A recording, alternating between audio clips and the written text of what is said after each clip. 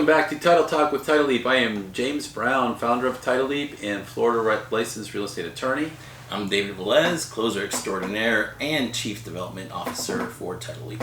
Today is day 2 or session 2 of our Inman Connect 2020 in New York experience. Tuesday, Wednesday, Thursday, Friday, last week of January. Today we are going over the topics of Thursday. So Thursday was a very interesting day. We started out with a session called Meet the Leaders, Right. where we got to sit in a round table with some very intelligent people and discuss strategies. Where the market's going, strategies, what they thought future trends might be, things like that. The topic of iBuyers came up again. Yep. iBuyers are buying at a loss so that they can make their transactions happen, and they're actually trying to make money on the collateral activities that they're providing. And so it's important when you look at those iBuyer purchases, you got to look at the net number. That can be one way you can work your seller out of an iBuyer option. Right. And that's the thing about the iBuyers. One thing that I found really interesting was the fact that they're only 1.4% market value on average in terms of their offers. Right. But I guess what they don't talk about is like closing costs and Beat you up on the fees. Exactly. Yeah. Yeah. And there was a really interesting discussion we had that morning with the fellow. He was the professor from the University of Colorado. He brought up a good point. So you have a buyer who makes an offer, and you can tell your buyer, if you're the selling agent, you tell your buyer, hey, we have a cash offer. You can use that iBuyer offer to lever up that buyer. You say, hey, we have a cash offer for X, and you got to do something better than that. So Right. those iBuyers can be a tool for selling agents. Absolutely. We also talked about the neighborhood of the future. This is kind of a fantasy session, but definitely Right. much sooner upon us than I would have imagined. So one of the big themes that we talked about was the rise of the autonomous cars. Autonomous Correct. cars. Cars will be driving themselves around essentially. Humans won't be driving anymore. And what this allows you to do is to have a more efficient, roadways, things like that, because everything would be timed. Yeah, smaller road sections, fewer cars. They are actually, I think they're planning homes right now in neighborhoods at 1.5 to 2 cars per neighborhood. Mm-hmm. Autonomous car neighborhoods, which they were feeling were like 5 years away. Imagine that, just 5 years from now, they were planning at 0.5 cars Right. per home. And so there was a lot less hardscape. Right. Yes. Less driveways, less roads. Yeah, so they showed this neighborhood. It was a concept, and there was like so much green on there. Yeah. It looked almost like a Hobbit house. So I did a little research on that neighborhood. So there's a architectural firm in Ontario, and they designed that neighborhood. And what they did was they built that neighborhood in concept on a piece of paper, Mm-hmm. and they wanted to start fishing it out to their developers. And they thought they might get some interest to maybe start building this thing 3 or 4 years from now. Mm-hmm. So they built the thing, and the very month they built it, a developer said, they built the plan set, a developer showed up and said, I want to build that home immediately, that neighborhood immediately. Wow. Yeah. And so there's no garages on every single unit.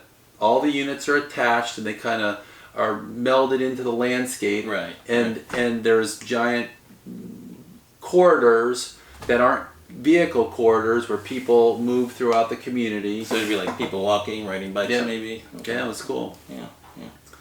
What do we have? Oh, big topic.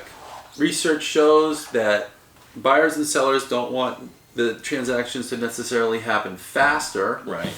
They want the transactions to happen smoother. Smoother. So like maybe an all-in-one.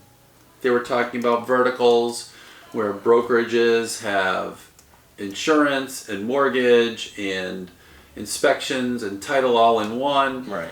And those are one type of vertical.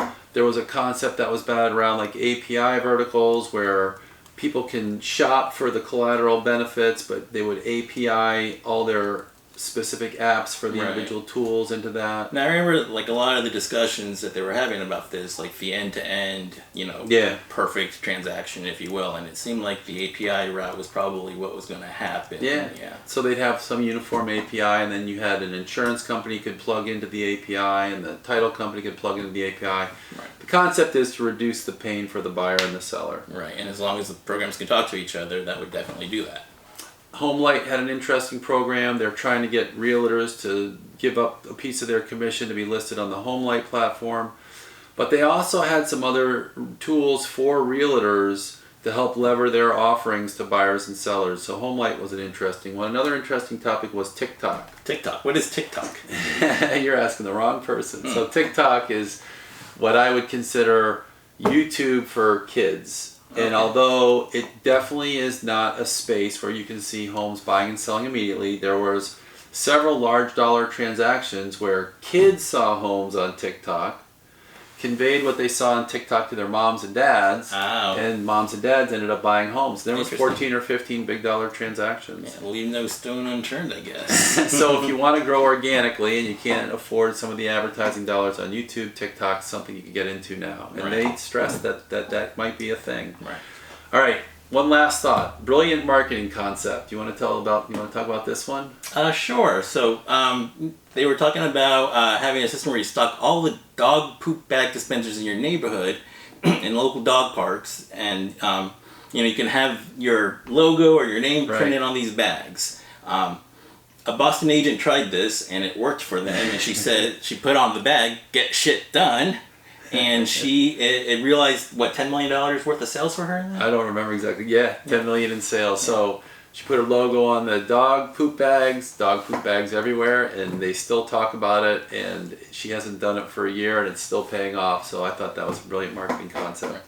All right, well, that's all we have for you today. Until next time, I'm David Velez. I'm James Brown. Keep following us on YouTube, Instagram, and Facebook. Do follow us on TitleTalk. And at TitleTalk, we are all about empowering realtors with the tools they need to succeed. Thank you.